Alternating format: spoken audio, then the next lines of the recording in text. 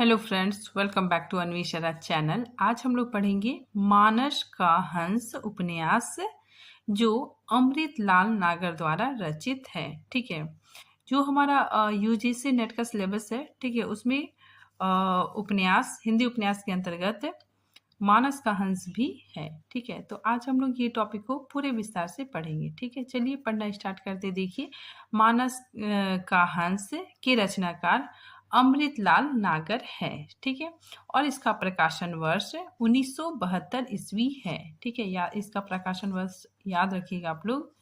ठीक है, आगे देखिए, जीवनी परक। ठीक है, ये उपन्यास जीवनी परक उपन्यास है, तुलसीदास के जीवन पर आधारित उपन्यास है। ठीक है, तो काफी इंपॉर्टेंट है, याद रखिएगा।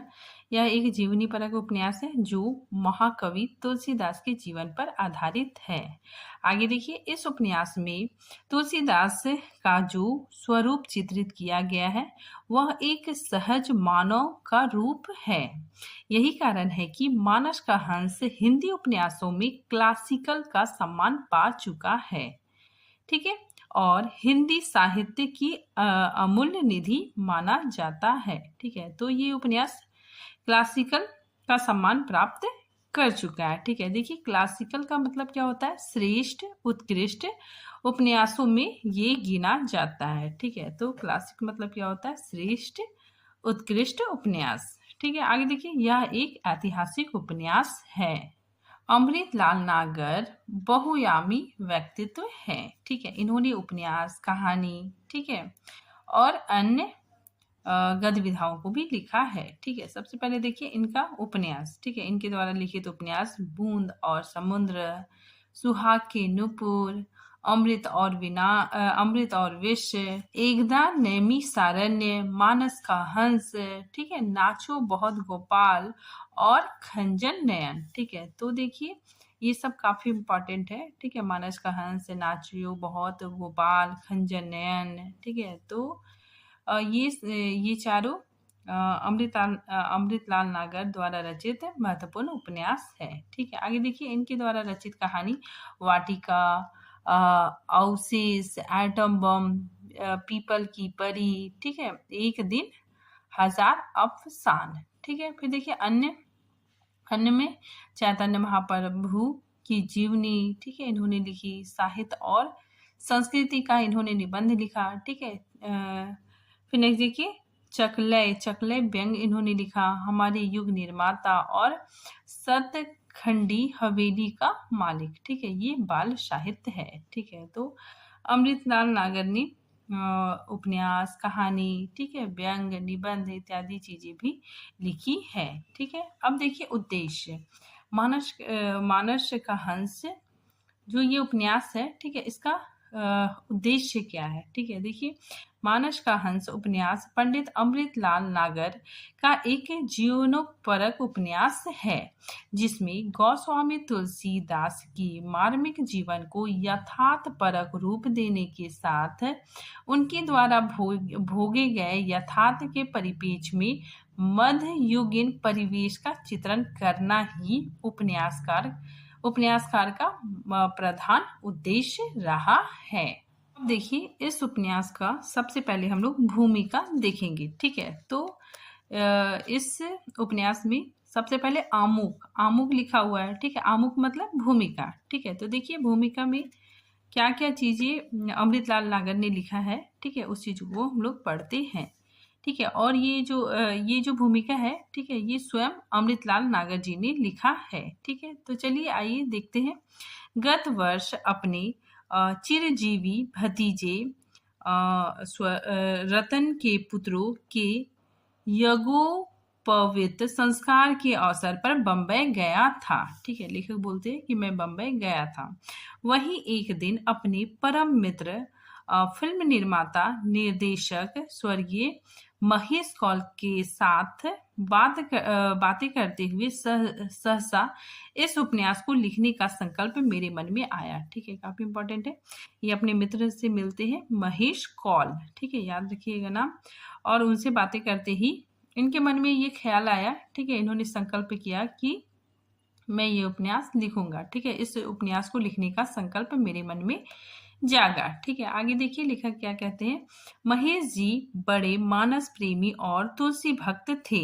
वर्षों पहले एक बार उन्होंने उत्कृष्ट फिल्म सिनेरियो के रूप में रामचरितमानस का बखान करके मुझे चमत्कृत कर दिया था। ठीक है, इसीलिए मैंने उनसे मानो चतुर सती के अवसर पर तुलसीदास के जीवन वृत्त पर आधारित फिल्म बनाने का आग्रह किया। ठीक है, तो लेखक बोलते हैं कि मैंने अपने मित्र महेश जी को फिल्म बनाने का आग्रह किया। ठीक है, तुलसीदास के जीवन पर आधारित फिल्म बनाने का आग्रह किया। ठीक है, आगे देखिए। महेश जी ने चौंक कर मुझे देखने लगे। ठीक है, तो इनके जो दोस्त हैं महेश जी, वो चौंक कर लेखक को देखने लगे और कहा, पंडित जी क्या तुम चाहते हो कि मैं भी चमत्कारबाजी की चूहा दौड़ी में शामिल हो जाऊं? ठीक है, ये कोटेशन काफी इंपॉर्टेंट है, याद रखिएगा आप लोग किसने कहा है। ठीक है, तो देखिए आगे, गोसाई जी की परमाणिक जीवन कथा कहाँ है। ठीक है, तो इसके जो दोस्त है वो पूछते हैं कि गोसाई जी के परमाणिक जीवन कथा कहाँ है। ठीक है, तो ये कथन किसने कहा? महेश कौल ने अमृतलाल नागर जी से कहा था। ठीक है, पूछा जा सकता है क्वेश्चन। आगे देखिए, यह सच है कि गोसाई जी की सही जीवन कथा नहीं मिलती। ठीक है, यूं कहने को तो रघुबर दास, बैनी माधव दास, कृष्णदत्त मिश्र, अविनाश राय और संत तुलसी साहब ये लिखे गोसाई जी के 5 जीवन चरित्र है। ठीक है, तो तुलसीदास जी के मतलब लेखक ने बताया कि 5 जीवन चरित्र मिलते हैं, किंतु विद्वानों के मतानुसार वे प्रामाणिक नहीं माने जा सकते। ठीक है, आगे देखिए। रघुवर दास अपने आप को स्वामी जी का शिष्य बताते हैं, लेकिन उनके द्वारा प्रणीत तुलसीदास की बात स्वयं गोस्वामी जी के आत्मकथा परक कविताओं से मेल नहीं खाती है। ठीक है, तो देखिए यहाँ पे रघुवर दास की जो रचना है तुलसीदास। ठीक है, इनके द्वारा रचित रचना तुलसीदास। आगे देखिए, संत बेनी माधव द्वारा लिखित मूल गोसाई चरित्र में गोसाई जी के जन्म, यज्ञो पवित्र, विवाह, मानस समाप्ति आदि से संबंधित जो तिथि, वार और संवत दिए गए हैं, वे डॉक्टर माता प्रसाद गुप्त और डॉक्टर राम दत्त भारद्वाज की जांच कसौटी पर खरे नहीं उतरते हैं। ठीक है, तो देखिए ये सारी पंक्तियां भूमिका में लिखा गया है। ठीक है, तो यहाँ याद रखिएगा आप लोग कि रघुवर दास की कृति कौन सी है? तुलसीदास। ठीक है, और बेनी माधव द्वारा लिखित रचना मूल गोसाई चरित्र है। ठीक है, आगे देखिए। इसी प्रकार गोस्वामी जी के अन्य जीवन चरित्र भी सच से अधिक झूठ से जड़े हुए हैं, परंतु यह मानते हुए भी कवितावली और हनुमान बाहुक और विनय पत्रिका आदि रचनाओं में तुलसी के संघर्ष भरे जीवन की ऐसी झलक मिलती है कि जिसे नजरअंदाज नहीं किया जा सकता।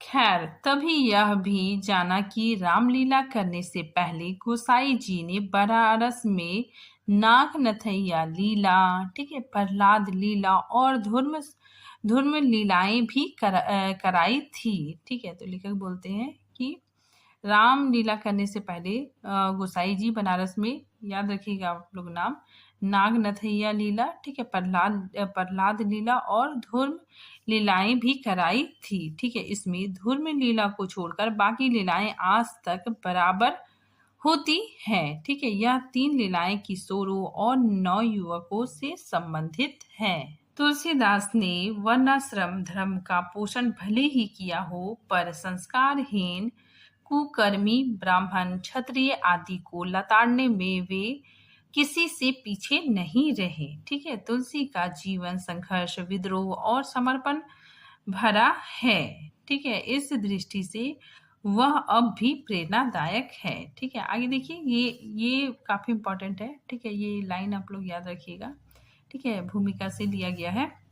इस उपन्यास को लिखने से पहले मैंने, ठीक है, लेखक कह रहे हैं कि मैंने कवितावली और विनय पत्रिका को खास तौर से पढ़ा। ठीक है, विनय पत्रिका में तुलसीदास के अंत संघर्ष के ऐसे अनमोल क्षण सजोए हुए हैं कि उनके अनुसार ही तुलसी के मनोव्यक्तित्व का ढांचा खड़ा करने में मुझे श्रेयस्कर लगा। ठीक है, तो इन्होंने कवितावली और विनय पत्रिका का सहारा लिया। ठीक है, आगे देखिए, रामचरितमानस की पृष्ठभूमि में मानसकार की मनोछवि निहारने में भी मुझे पत्रिका, ठीक है, याद रखिएगा आप लोग, पत्रिका के तुलसी ही से सहायता मिली। ठीक है, कवितावली और हनुमान बाहुक में खास तौर से और दोहावली तथा गीतावली में कहीं कहीं तुलसी की जीवन झांकी मिलती है।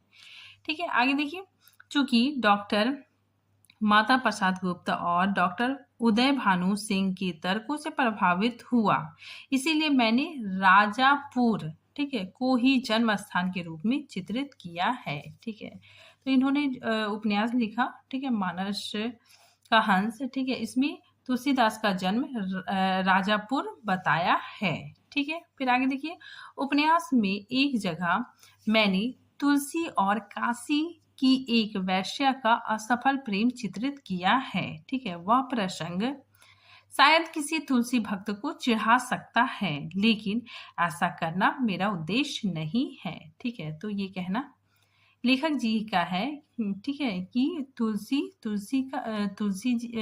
तुलसीदास और काशी की एक वैश्या का असफल प्रेम चित्रित किया है। ठीक है, लेकिन ये प्रसंग जो तुलसी के भक्त है, ठीक है, उसको मतलब अच्छा नहीं लगेगा। ठीक है, लेकिन ऐसा करना मेरा उद्देश्य नहीं है।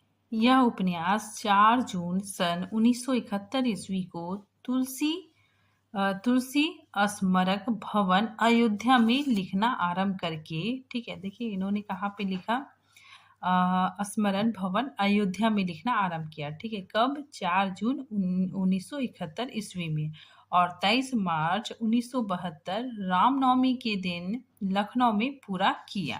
ठीक है, फिर आगे देखिए, भागवत प्रसाद पांडे ने मेरे लिपिक का काम किया। ठीक है, तो ये लाइन काफी इम्पोर्टेंट है। ठीक है, याद रखिएगा आप लोग। फिर आगे देखिए, डॉक्टर मोती चंद्र लिखित काशी का इतिहास तथा राहुल साकृत्यायन लिखित अकबर पुस्तक ने ऐतिहासिक पृष्ठभूमि सजोने में तथा डॉक्टर माता प्रसाद गुप्त की तुलसीदास, ठीक है, इनकी रचना तुलसीदास और डॉक्टर उदय भानु सिंह कृत तुलसी काव्य मीमांसा ने कथानक का ढांचा बनाने में बड़ी सहायता की। ठीक है, तो इस लाइन में लेखक यही बोलना चाह रहे हैं कि ऐतिहासिक पृष्ठभूमि, ठीक है, ऐतिहासिक पृष्ठभूमि काशी के इतिहास से सजाया। ठीक है, और कथानक का जो ढांचा है वो माता प्रसाद गुप्त की किताब तुलसीदास और डॉक्टर उदय भान सिंह कृत तुलसी काव्य मीमांसा, ठीक है, इन दोनों किताबों से कथानक का ढांचा बनाने में बड़ी सहायता मिली। ठीक है, बड़ी सहायता ली अमृतलाल नागर जी ने। उपन्यास की संपूर्ण घटनाओं में 2 भागों में विभक्त किया जा सकता है। ठीक है, जो उपन्यास का संपूर्ण घटना है उसको 2 भागों में हम लोग बांट सकते हैं। ठीक है, प्रथम इतिहास संबंध घटनाएं हैं। ठीक है, जो प्रथम भाग है, ठीक है, उसमें इतिहास संबंध घटनाएं हैं, और जो दूसरा अर्ध ऐतिहासिक या जनश्रुति पर आधारित घटनाएं हैं। ठीक है, तो दूसरा जो भाग है वो अर्ध ऐतिहासिक या जनश्रुति पर आधारित घटनाएं हैं। ठीक है, अब देखिए उपन्यास का कथानक। ठीक है, उपन्यास का सारांश हम लोग पढ़ते हैं। ठीक है, देखिए, मानस का हंस संपूर्ण उपन्यास 31 खंडों में विभक्त है। ठीक है, उपन्यास का प्रारंभ तुलसीदास के जन्म से होता है। यहाँ पे देखिए उपन्यास का आरंभ कैसे होता है। ठीक है, जो तुलसीदास जी है, ठीक है, उनकी जो पत्नी है रत्नावली, ठीक है, वो मतलब मृत्युशैया पे चली जाती है। ठीक है, मतलब मरने की अवस्था में आ जाती है। ठीक है, और तुलसीदास उनसे मिलने के लिए जाते हैं। ठीक है, मतलब बहुत पहले रत्नावली तुलसीदास से मिलती है। ठीक है, तो तुलसीदास जी बोलते हैं कि एक बार मैं तुमसे मिलने जरूर आऊँगा। ठीक है, और फिर बहुत समय बीतते चला जाता है। ठीक है, उसके बाद फिर रत्नावली मरने की अवस्था में आ जाती है। ठीक है, तभी तुलसीदास अपने शिष्यों के साथ वहाँ पे आते हैं। ठीक है, और रत्नावली से मिलते हैं। ठीक है, और रत्नावली तुलसीदास को देखती है और वो मर जाती है। ठीक है, मतलब उसकी जीवन लीला समाप्त हो जाती है। उसके बाद फिर तुलसीदास अपने जीवन के बारे में सोचते हैं। ठीक है, तो ये जो उपन्यास है वो फ्लैशबैक शैली में लिखा गया है। ठीक है, तो तुलसीदास सोचते हैं। ठीक है, और उसी के अकॉर्डिंग उपन्यास आगे बढ़ता है। ठीक है, तो देखिए उपन्यास का प्रारंभ तुलसीदास के जन्म से होता है। जन्म देते ही तुलसी की माता हुलसी की मृत्यु हो जाती है। ठीक है, पिता आत्माराम कहते हैं कि अभूत मूल नक्षत्र में जन्मा यह बालक अपने माता पिता के लिए काल बनकर आया है। ठीक है, तो तुलसी का जन्म होता है, तभी उनकी माता हुलसी की मृत्यु हो जाती है। ठीक है, और पिता इनके आत्माराम कहते हैं कि ये जो बालक है वो बहुत अशुभ नक्षत्र में पैदा हुआ है। ठीक है, और ये अपने माता पिता के लिए काल बनकर आया है। ठीक है, आगे देखिए गांव में मुगलों की छावनी पर धावा बोलने की तैयारी हो रही है। ठीक है, चारों तरफ भय का वातावरण है। आत्माराम मुनिया दासी के हाथों तुलसीदास को गांव से बाहर पार्वती अम्मा के वहां भिजवा देते हैं। ठीक है, तो इनके जो पिता है, ठीक है, ये अपने बालों को मतलब अशुभ मानते हैं। ठीक है, और साथ ही इन्हें पार्वती अम्मा के पास भिजवा देते हैं। तुलसीदास के बचपन का नाम राम बोला है। ठीक है, 4-5 वर्ष का राम बोला पार्वती अम्मा के साथ रहते हुए भीख मांगकर अपना गुजारा करता है। ठीक है, वह कहता है कि हमको भीख मांगना अच्छा नहीं लगता अम्मा। ठीक है, तो देखिए तुलसीदास पार्वती अम्मा के पास चला जाता है। ठीक है, उसके पिताजी उसको नहीं रखते हैं। ठीक है, पार्वती अम्मा के पास भेज देते हैं। ठीक है, और पार्वती अम्मा बहुत ही गरीब रहती है। ठीक है, वे लोग भीख मांगकर अपना गुजारा करते हैं। ठीक है, तो तुलसीदास से ठीक है वो भी भीख मांगकर अपना गुजारा करते हैं। ठीक है, लेकिन वो अपनी अम्मा से पार्वती अम्मा से कहते हैं कि हमको भीख मांगना अच्छा नहीं लगता है अम्मा। ठीक है, आगे देखिए पार्वती अम्मा उसे पिछले जन्मों के पाप का फल बताकर चुप करा देती है। ठीक है, तो पार्वती अम्मा बोलती है कि हमारे क्या है पिछले जन्मों का पाप है। ठीक है, उसी को हम लोग भुगत रहे हैं, इसी वजह से हम लोगों को भीख मांगना पड़ रहा है। ठीक है, और इस तरह करके बालक को चुप करवा देती है। आगे देखिए राम बोला को ब्राह्मण लड़कों के साथ खेलने की सजा मिलती है। भेदभाव के इस व्यवहार से वह बहुत दुखी होता है। पार्वती अम्मा कुछ दिनों बाद पार्वती अम्मा की मृत्यु हो जाती है। ठीक है, तो पार्वती अम्मा की मृत्यु के बाद राम बोला अनाथ हो जाता है। ठीक है, अपने दुख के क्षणों में वह हनुमान जी से मदद मांगता है। ठीक है, मतलब जो बालक है राम बोला ये अपने दुख के क्षणों में हमेशा हनुमान जी की प्रार्थना करता है। ठीक है, हनुमान जी की मदद मांगता है। ठीक है, जब इनकी पार्वती अम्मा की मृत्यु हो जाती है तब भी राम बोला हनुमान जी से मदद मांगता है। ठीक है, आगे देखिए भीख मांगते इधर उधर भटकता हुआ वह सुकर खेत जा पहुंचता है। ठीक है, घाघरा और सरयू के पावन स्थल पर हनुमान जी के एक मंदिर पर वह अपना डेरा डाल देता है। ठीक है, तो राम बोला क्या करता है कि वो भीख मांगते हुए इधर उधर भटकता है। ठीक है, तो उसके बाद फिर वो हनुमान जी के एक मंदिर पर रहने लगता है। ठीक है, और वहीं उसकी भेंट नरहरि बाबा से होती है। बाबा नरहरिदास राम बोला के समर्पण भाव से प्रभावित उसे अपने पास रख लेते हैं। ठीक है, क्योंकि देखिए यहाँ पे जो राम बोला है, ठीक है, वो हनुमान जी के मंदिर में रहता है। ठीक है, हनुमान जी के मंदिर को अच्छा से साफ सुथरा रखता है। ठीक है, साथ ही हनुमान जी से बातें भी करता है। ठीक है, अगर उसे कुछ मुसीबत आता है, ठीक है, तो वो मदद भी मांगता है।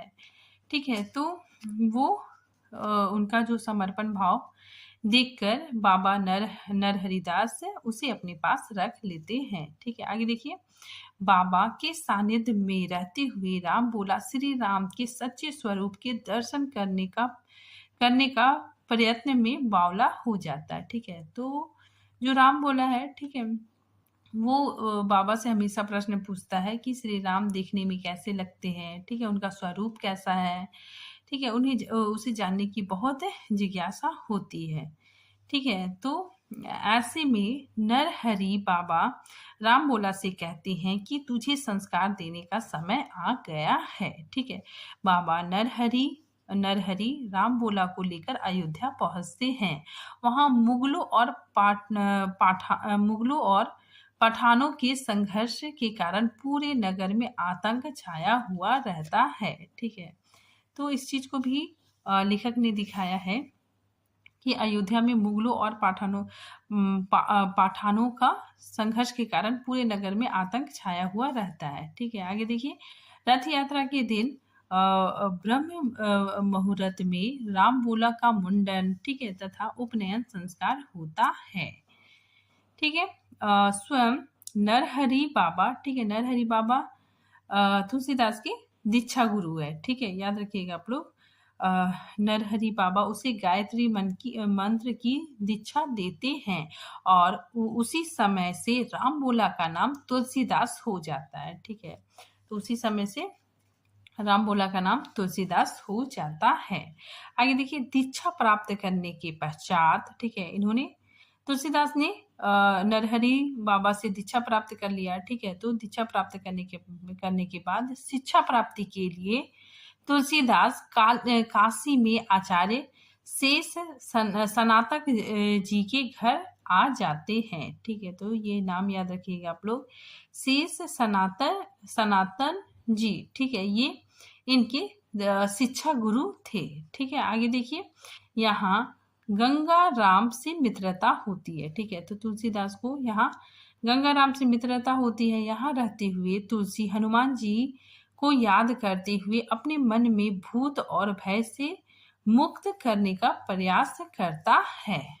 ऐसे में वह तंत्र विद्या सिखाने वाले एक अहंकारी युवक, ठीक है, बटेश्वर मिश्र को चुनौती दे देता है। ठीक है, तो ये नाम याद रखिएगा आप लोग, बटेश्वर मिश्र। ठीक है, जो कौन था, जो तांत्रिक, ठीक है, तंत्र विद्या सीखा हुआ था। ठीक है, इसको चुनौती दे देता है। ठीक है, तुलसी को अपने मंत्र में यह विश्वास है कि हनुमान जी बचपन से ही मेरी बाह पकड़े हुए हैं। ठीक है, तो काशी में तुलसी राम भक्त मेधा भगत की ख्याति सुनकर उनसे मिलने को उत्साहित होते हैं।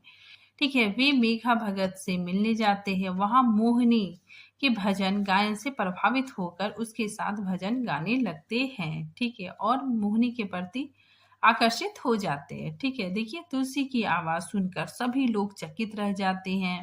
मेघा भगत तुलसीदास से प्रभावित हो जाते हैं। ठीक है, उन्हें रोज मिलने को कहते हैं। ठीक है, तुलसी मोहिनी बाई के मोह पास में फंस जाते हैं। ठीक है, मतलब तुलसीदास मोहिनी की ओर आकर्षित हो जाते हैं। ठीक है, लेकिन मेघा भगत एक श्लोक सुनाकर उन्हें पुनः राम भक्ति के मार्ग पर ले जाते हैं। ठीक है, आगे देखिए। तुलसी के मन में सांसारिक काम वासना, ठीक है, और श्री राम के प्रति जीवन समर्पण के बीच द्वंद्व चलता रहता है। ठीक है, लेकिन अंततः राम की भक्ति की ही विजय होती है। ठीक है, आगे देखिए। तुलसीदास अपनी जन्मभूमि विक्रमपुर जाते हैं। ठीक है, तो तुलसीदास अपनी जन्मभूमि विक्रमपुर जाते हैं और वहां राजा भगत से भी मिलते हैं। ठीक है, राजा भगत के प्रयत्नों से तुलसीदास का विवाह पाठक जी की पुत्री रत्नावली से होता है।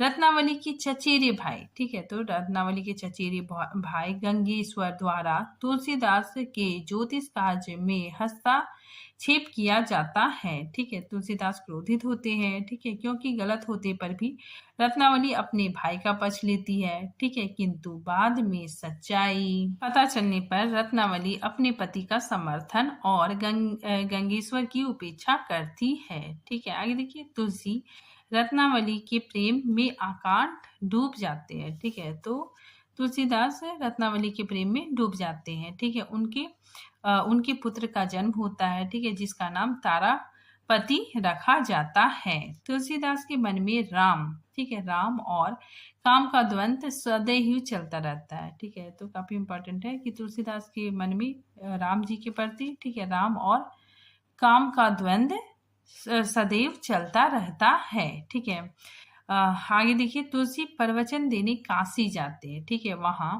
बचपन के मित्र गंगाराम से भेंट होती है। ठीक है, यहीं पर तुलसी रामाज्ञा प्रश्नावली की रचना करते हैं। ठीक है, काशी से लौटने पर तुलसीदास भयानक बरसात में, ठीक है, जब तुलसीदास काशी लौटते हैं, ठीक है, और घर पहुंचते हैं, वहां देखते हैं कि उनकी पत्नी नहीं है। ठीक है, वो मैके चली गई है।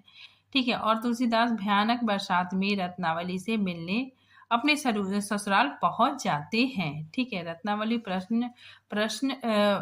रत्नावली प्रसन्न तो होती है, लेकिन उन्हें उलाहना भी देती है। ठीक है, और कहती है, ठीक है, अपने पति को कहती है कि इस तरह से आपको नहीं आना चाहिए। ठीक है, बातों बातों में तुलसीदास को मन में यह गहरा आभास हो जाता है कि मैंने अपने राम स्वरूप सत्यनिष्ठ को धोखा दिया है। ठीक है, परिणाम स्वरूप वे रात में ही अपनी पत्नी और पुत्र को छोड़कर चले जाते हैं। ठीक है, भटकते भटकते तुलसीदास चित्रकूट आ जाते हैं। ठीक है, वहां तपस्या करते हुए एक दिन, ठीक है, राजा और रत्नावली उनसे मिलने पहुंच जाते हैं। ठीक है, अपने पुत्र की मौत की खबर सुनकर तुलसी दुखी होते हैं। ठीक है, क्योंकि बीमारी फैल रही थी। ठीक है, और बीमारी के कारण उसके पुत्र की मृत्यु हो जाती है। ठीक है, और वो बहुत ज्यादा दुखी हो जाते हैं, लेकिन अपनी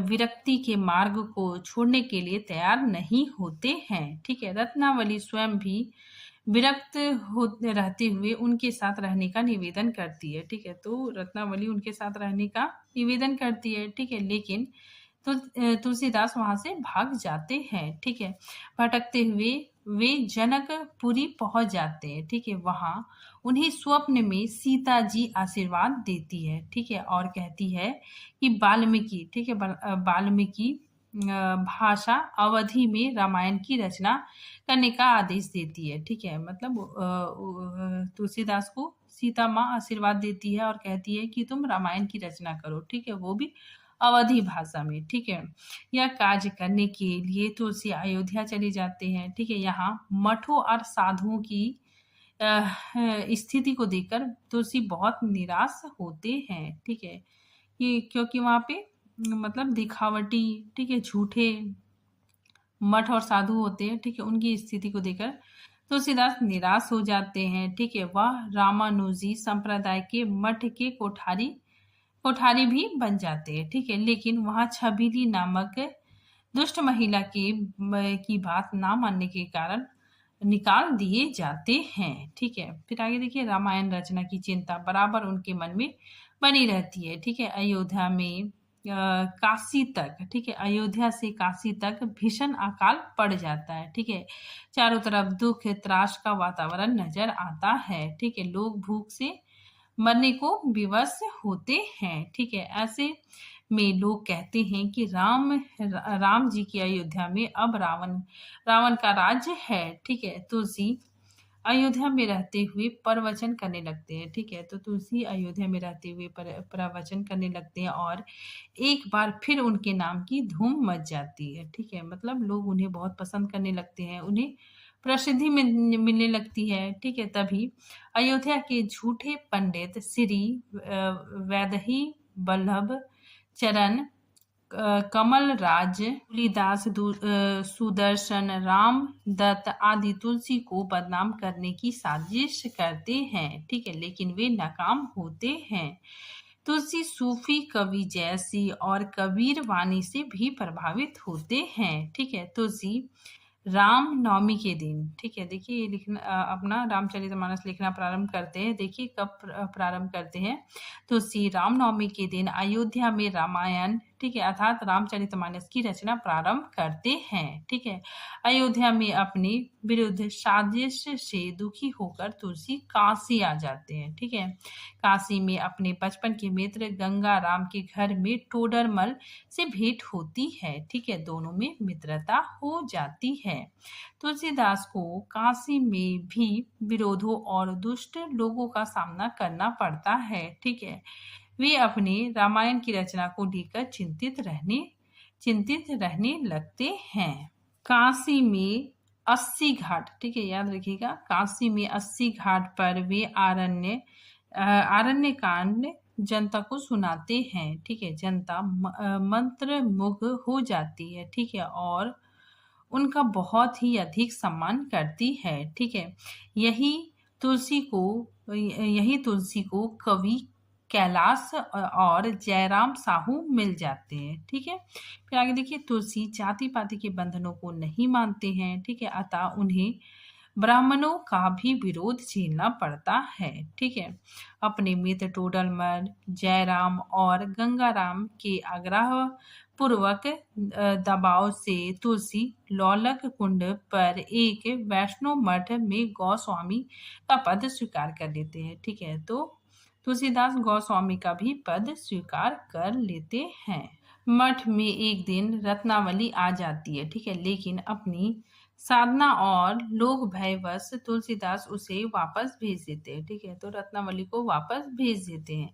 तो तुलसी के पुराने शत्रु बटेश्वर मिश्र द्वारा रामचरितमानस की कथा का विरोध करता है। ठीक है, तो इसका जो शत्रु होता है बटेश्वर मिश्र, ठीक है, ये रामचरितमानस की कथा का विरोध करता है, लेकिन अन्य विद्वानों, ठीक है, अन्य विद्वानों उससे बहुत ज़्यादा प्रभावित होते हैं। ठीक है, तो अन्य जो विद्वान है उससे बहुत ज़्यादा प्रभावित होते हैं। ठीक है, पूरी सुरक्षा के बीच रामचरितमानस की कथा करवाई जाती है। ठीक है, तुलसी मठ का पद छोड़कर काशी के 80 घाट पर आ जाते हैं। वे समान लोगों के बीच समान बनकर रहना ही पसंद करते हैं। ठीक है, काशी में धूमधाम से राम कथा की आयोजन की तैयारी की जाती है। ठीक है, तुलसी और अब्दुल रहीम खाना का प्रेमपूर्ण मिलन होता है। ठीक है, इसी बीच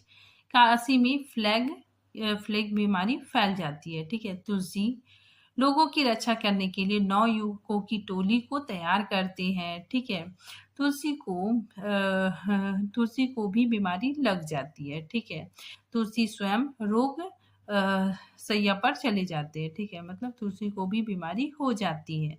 ठीक है, और वे एक दिन स्वप्न देखते हैं कि अपनी विनय पत्रिका को प्रभु श्री राम के दरबार में पहुंचा रहे हैं। इसी स्वप्न में वे देवलोक में गमन कर जाते हैं। ठीक है, तो इसके बाद तुलसीदास की मृत्यु हो जाती है। अब देखिए उपन्यास के प्रमुख पात्र। ठीक है, सबसे पहले राम बोला कौन है? तुलसीदास। ठीक है, रत्नावली तुलसीदास की पत्नी, हुलसी तुलसीदास की माता, ठीक है, आत्माराम तुलसीदास के पिता, ठीक है, पार्वती अम्मा तुलसीदास का लालन पालन करने वाली महिला। ठीक है, फिर नरहरि बाबा तुलसीदास के गुरु, ठीक है, दीक्षा गुरु। फिर मोहिनी एक वृद्ध कोतवाल की बेटी, ठीक है, जिस पर तुलसी आसक्त थे। ठीक है, फिर नेक्स्ट शेष सनातन, ठीक है, ये तुलसीदास के दीक्षा गुरु, ठीक है, सॉरी, ये तुलसीदास के शिक्षा गुरु थे। ठीक है, फिर गंगाराम तुलसीदास के मित्र, बटेश्वर दत्त तुलसीदास से ईर्ष्या करने वाला व्यक्ति। ठीक है, फिर मैना कहारेन, ठीक है, बकरीदी कक्का, ठीक है, मेघा भगत, राजा भगत, पाठक जी रत्नावली के पिता, ठीक है, तारापति तुलसीदास के पुत्र, ठीक है, गंगेश्वर रत्नावली का चचेरा भाई, ठीक है, चंपो साहुवाइन उपाध्याय जी, ठीक है, गणपतिया, राम कली, छबीली, सुदर्शन, रामदत्त, ठीक है, गेंदिया, कैलाश कवि, ठीक है, फिर श्री वैदही, बल्लभ चरण कमल, राज धूली दास। ठीक है, तो इतना नंबर एक ही व्यक्ति का नाम है। ठीक है, फिर आगे देखिए टोडरमल, जय राम साव, ठीक है, पंडित नारायण मिश्र भट्ट, ठीक है। तो ये सारे इस उपन्यास के प्रमुख पात्र हैं। अब देखिए उपन्यास के महत्वपूर्ण कथन, ठीक है। देखिए ये कथन काफी इम्पोर्टेंट है। पेट को कोई स्वाद ना चाहिए, ठीक है, पेट को कोई भी स्वाद नहीं चाहिए। यह तो बीच की दलाल जिह्वा ही है जो स्वाद की दलाली लेती है, ठीक है। ये कौन कहता है? बाबा नरहरि दास कहते हैं तुलसीदास से, ठीक है। फिर आगे देखिए, पेट ही तो राम जी की माया है, पेट और नारी इन्हीं दो से संसार नाचता है, ठीक है। फिर आगे देखिए, किसी वस्तु पर रीझ जाओ और फिर रीझते हुए चले जाओ, तुम्हें तुम्हारा अमिष्ट मिल जाएगा, ठीक है। ये कौन कहता है? मेघा भगत, ठीक है। आगे देखिए, पीहर का पक्ष लेना नारी मन का नैसर्गिक न्याय है, ठीक है। ये रत्नावली कहती है, ठीक है। आगे देखिए, वर्णाश्रम धर्म को मानता हूँ परंतु प्रेम धर्म को वर्णाश्रम से भी अधिक ऊपर मानता हूँ, ठीक है। ये कथन किसका है? तुलसीदास का, ठीक है। तो आज ये टॉपिक यहीं पे खत्म होता है। मिलते हैं नेक्स्ट टॉपिक के साथ, तब तक के लिए थैंक यू।